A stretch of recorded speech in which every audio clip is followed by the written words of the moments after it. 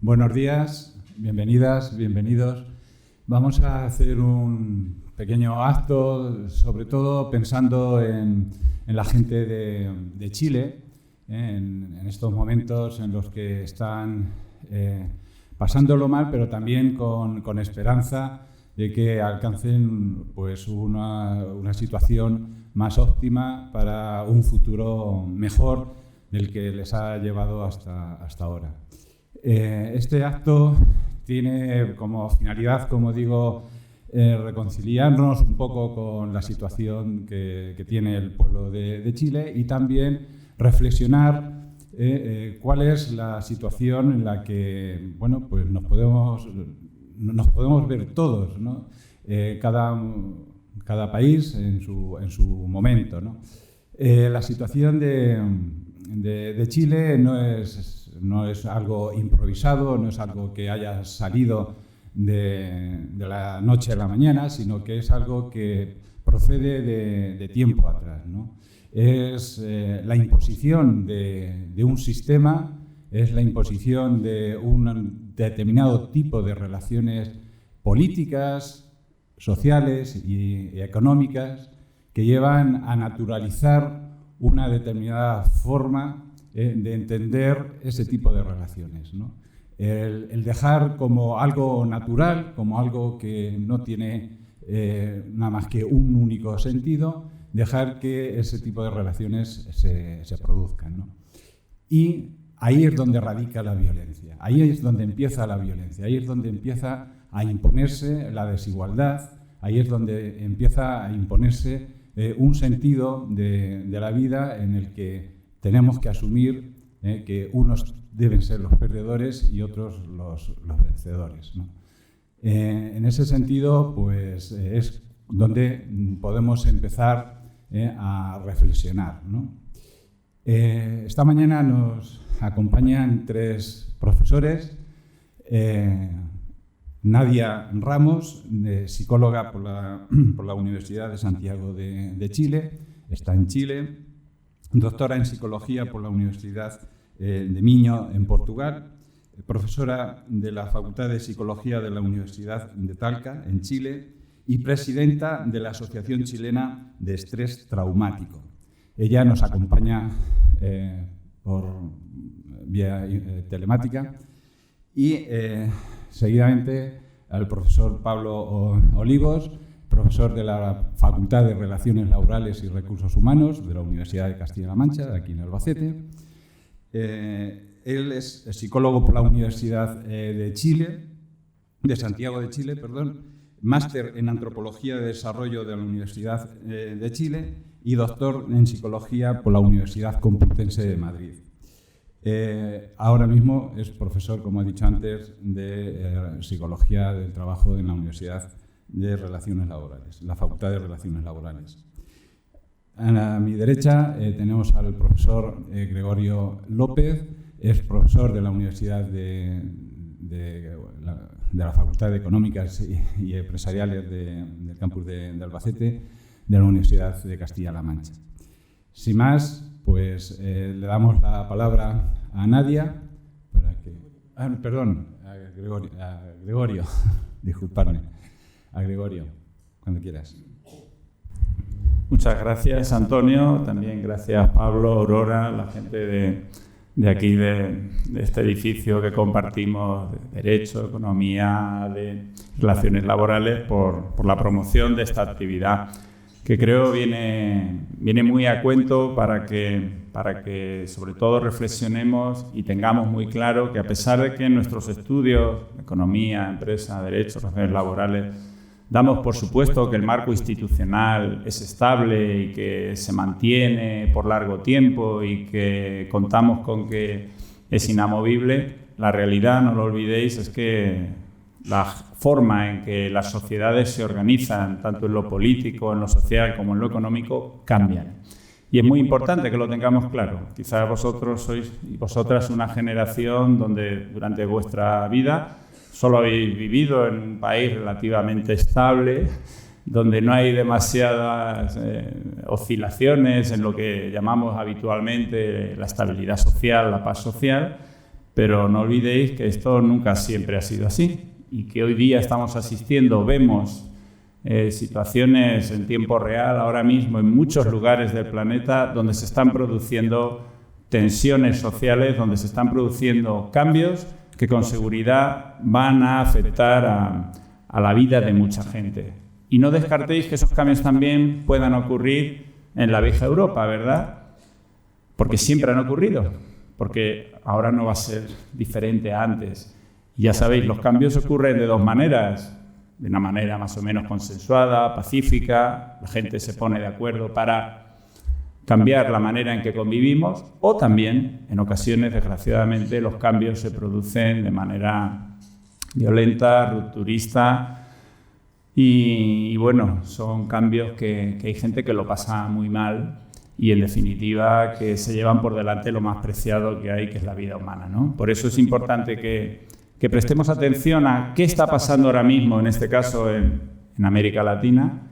Ojo, hoy vamos a hablar de Chile, que es el caso que nos ocupa, pero fijaros que en las últimas semanas se ha producido un reguero de pólvora en toda América que está afectando a otros países también. Es el caso de Ecuador, es el caso de Bolivia, caso permanente de Venezuela, de Cuba, si queréis. Es el caso también de Colombia, donde ya en las últimas semanas, hoy mismo, hay un paro nacional. En definitiva, algo está cambiando. Y es importante que la gente que estudiáis economía, empresa y otras disciplinas en este edificio, por lo menos seáis capaces de entender todo lo que se mueve alrededor, porque posiblemente antes o después circunstancias similares puedan ocurrir aquí, ¿verdad? Yo voy a encargarme de describir muy brevemente cuáles han sido los principales hitos, las principales características del sistema económico que se ha desarrollado en Chile desde los años 70 hasta la actualidad. Y básicamente, cuando hablamos en política económica, recordar que en muchas ocasiones os planteo, os transmito la idea de que, en definitiva, política económica es la intervención pública en la actividad económica de un país. Y nos encontramos con paradigmas, es decir, con formas de entender esa cuestión que van desde políticas más intervencionistas, más favorables a que el Estado regule y participe en la actividad de la economía, hasta políticas, como bien sabéis, menos intervencionistas, menos partidarias de la regulación pública. Y los dos paradigmas que hemos experimentado en los últimos 100 años en nuestro mundo pues son el paradigma keynesiano, pro-intervencionista, y el paradigma neoliberal, precisamente lo contrario, ¿verdad? Son paradigmas que incluso cuando se consolidan, se hacen hegemónicos, son abrazados no solamente por partidos que en principio ideológicamente pueden ser afines. Pues lógico, si estamos hablando de neoliberalismo, sabéis que los partidos más bien y las ideologías de derecha son más afines a esa no intervención en la economía. Pero no penséis que es así. Cuando se implanta un paradigma, es desarrollado, es llevado a cabo por los gobiernos de los principales países, en este caso el capitalismo central o también el capitalismo periférico, con independencia de su color político. El ejemplo típico lo tenéis en la Unión Europea, con el Tratado de Maastricht, con todas las restricciones que tienen que ver con la política monetaria y la política fiscal. Y sabéis que hoy día todos los gobiernos de esta zona asumen con normalidad que esas reglas del juego hay que respetarlas. Pues bien, también imagino que habéis escuchado alguna vez que el paradigma neoliberal comienza a implantarse a lo largo y ancho del mundo en los años 80, con la llegada justito en el año 79 de la señora Thatcher al poder en Reino Unido y en el año 80 del señor Reagan al poder en Estados Unidos.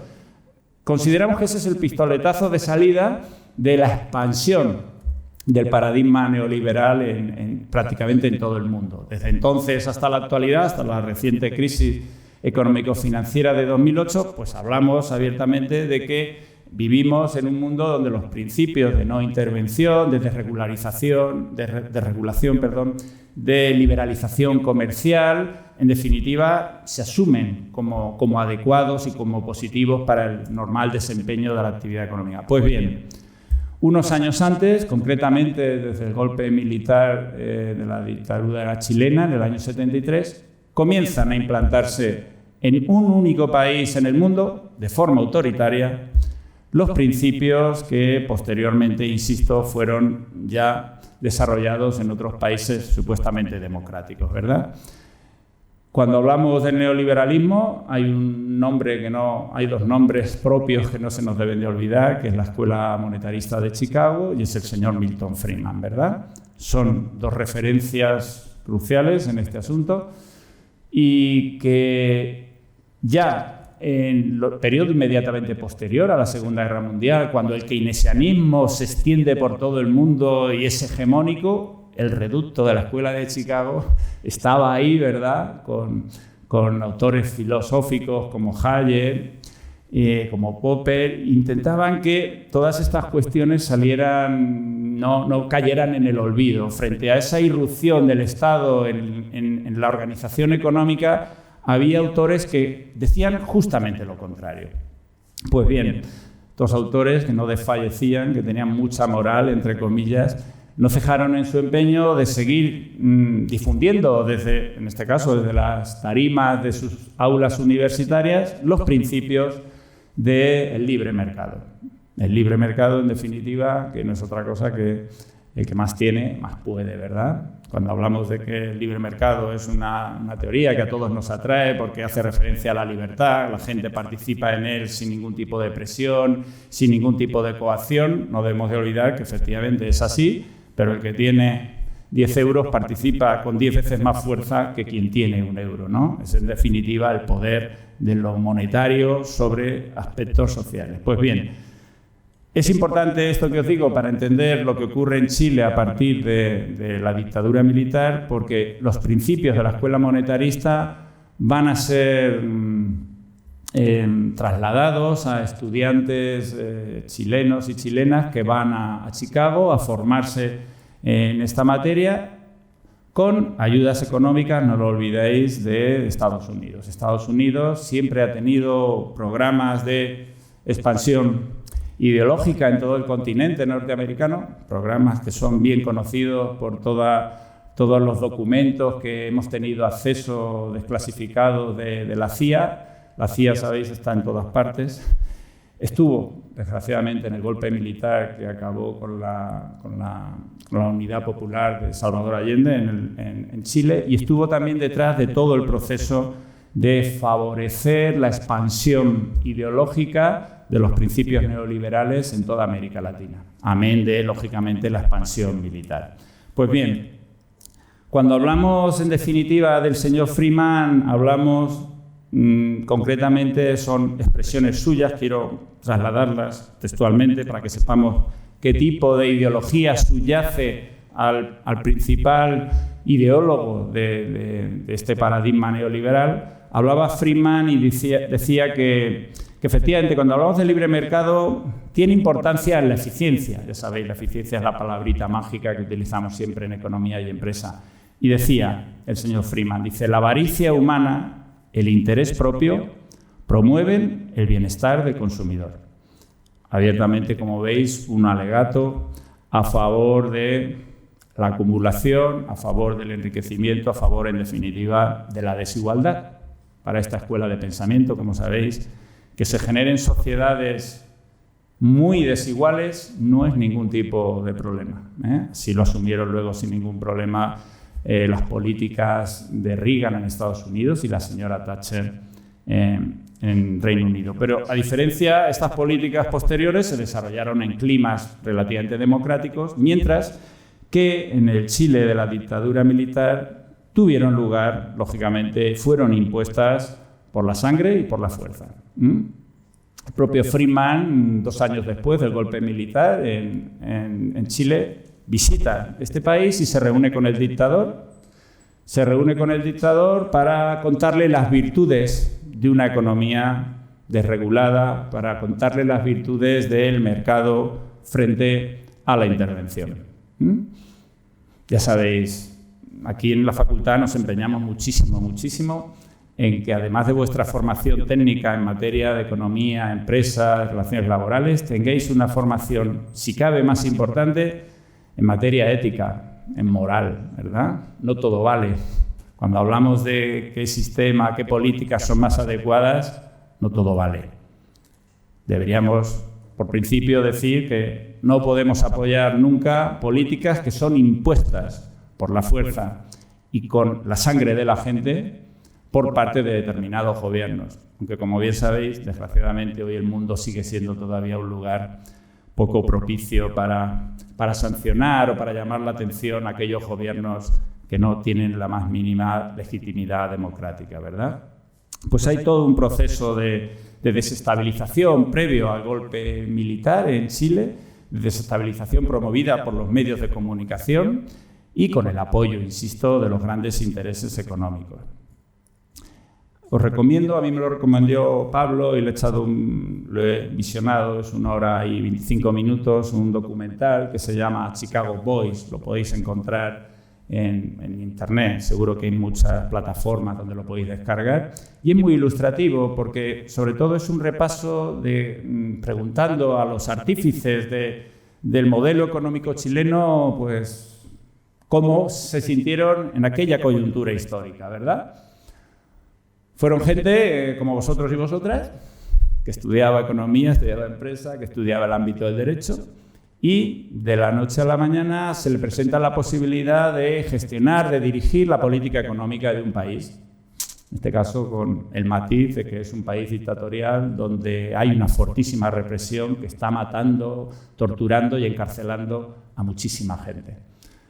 Bueno, cuando uno ve el documental se le cae el alma al suelo de pensar que puede haber gente capacitada técnicamente que no tiene ningún alma, ¿no? Que no tiene ningunos principios a la hora de aplicar su trabajo cotidianamente. Cuando le preguntan al señor que fue primer ministro de Hacienda en el año 76, le preguntan, bueno, ¿y usted es que no sabía nada, que estaba siendo ministro de un régimen político que estaba oprimiendo, torturando y matando a un pueblo? Dice, no, yo estaba con el tema económico en mi ministerio, pero yo no sabía nada de eso.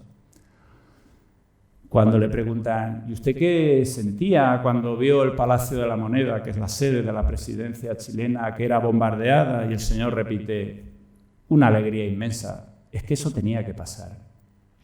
Bueno, cuando uno ve que en la política económica, en los puestos de decisión de los gobiernos, hay gente sin ningún tipo de escrúpulos y sin ninguna alma, lo que puede salir de ahí, desde luego, no puede ser nada bueno, ¿verdad?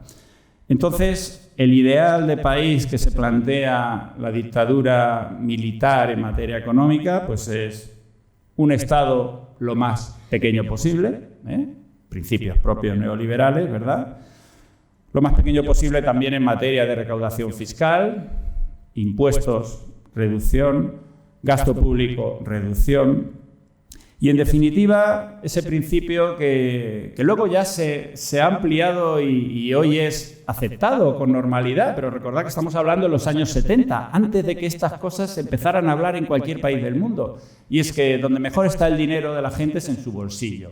Que eso de que venga un Estado y te fije impuestos y te quite parte de tu dinero, que eso desde luego es cosa del pasado, ¿no? Pues esos principios que, insisto, hoy ya están asumidos con normalidad, sobre todo con los partidos más conservadores, más de derechas, en aquellos años fueron impuestos. Y los propios economistas que pusieron en marcha este modelo en este país reconocen en este documental que la aplicación de este modelo ultra neoliberal, para separarlo, para diferenciarlo de lo que hoy en día conocemos como un modelo neoliberal, que es en el que vivimos, no nos engañemos, pero en aquellos momentos era ultra neoliberal, iba mucho más allá de lo que nunca antes había pasado por una cabeza de un gobierno llevar a cabo en esta materia. Reconocen abiertamente que se pudo hacer esta experiencia porque había un régimen autoritario que impuso un régimen de terror sobre la población, ¿vale? Por eso es importante que lo tengamos claro, que cuando una sociedad determina cómo nos vamos a organizar para convivir en materia política, social y económica, no es que llegue al mercado y todos se nos abren unos ojos como platos y decimos esto es lo que queremos. En muchas ocasiones hay movimientos organizados desde los poderes económicos, desde los poderes militares, para imponer por la fuerza la forma en que nos vamos a organizar. ¿Vale? Hoy día, cuando hablamos de que vivimos en democracias de baja intensidad, ¿a qué nos referimos? Que cada 4 años vamos a votar, perfecto. Y eso nos crea la sensación de que vivimos en una sociedad democrática.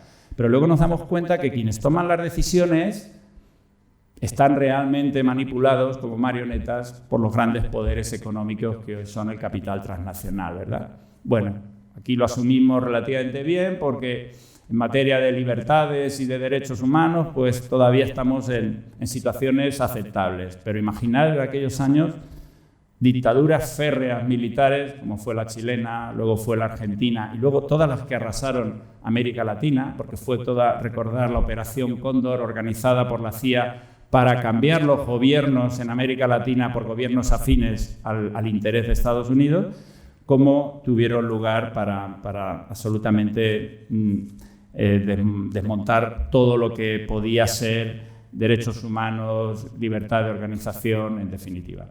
Me dice Antonio que me quedan 3 minutos y voy a dar 3 pinceladas de cuáles fueron los principales hitos en materia de política económica de la dictadura chilena.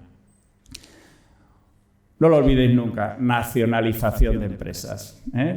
Las políticas neoliberales son siempre partidarias de un mínimo Estado. ¿Eso qué significa? Si existen empresas públicas, hay que nacionalizarlas. Pero un detalle, nacionalizarlas a favor de amiguetes y amiguetas. Es el capitalismo de amiguetes que llamamos, ¿verdad?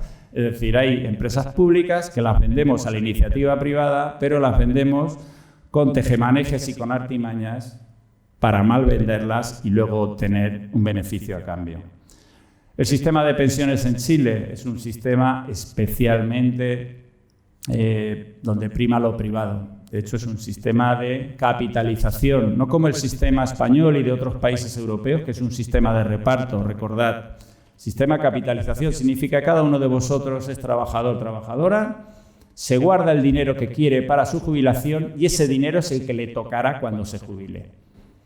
El que más tiene, más pensión tendrá en el futuro. Cambio de reparto, que es el que tenemos en España, con sus mejoras y sus tensiones, como los que vive en muchos momentos de la historia, es un sistema solidario y social. Todo lo que se aporta hoy se reparte entre los pensionistas de hoy, ¿vale? Desde el punto de vista es público y social. Los sistemas también relativos a la salud. Los sistemas que se implantaron en los años 70 eran sistemas que favorecían siempre los sistemas privados en materia de salud. Fijaros, los pilares básicos del estado del bienestar en cualquier país europeo, sabéis que son la salud, la educación y las pensiones. Son sistemas universales, públicos y gratuitos. Eso a la Escuela Monetarista de Chicago y al neoliberalismo le salía sarpullido, ¿no? Era imposible que eso pudiera ser así, a pesar de que, como bien sabéis, es la forma más fácil de garantizar que la gente, sobre todo la gente con menos recursos, pueda tener asegurada un mínimo de bienestar en esas materias. Sistema educativo, ya voy terminando, un sistema donde prima la educación privada. Fijaros, en la OCDE el 18% de la educación es privada. Estamos abiertos, como sabéis, en España hay centros concertados, hay centros privados, las familias que lo desean y que pueden utilizan dichos sistemas privados para la educación de sus hijos e hijas. En Chile alcanza el 60%. Es un país donde mayoritariamente la educación es privada. Y por último, y me chocaba porque cuando preparaba estas notas hace unos días, digo, uy, pues en esto no hemos avanzado, hemos ido más bien en la línea que ya marcaba el plan laboral de la dictadura chilena del año 79. Acordaros, no lo olvidéis.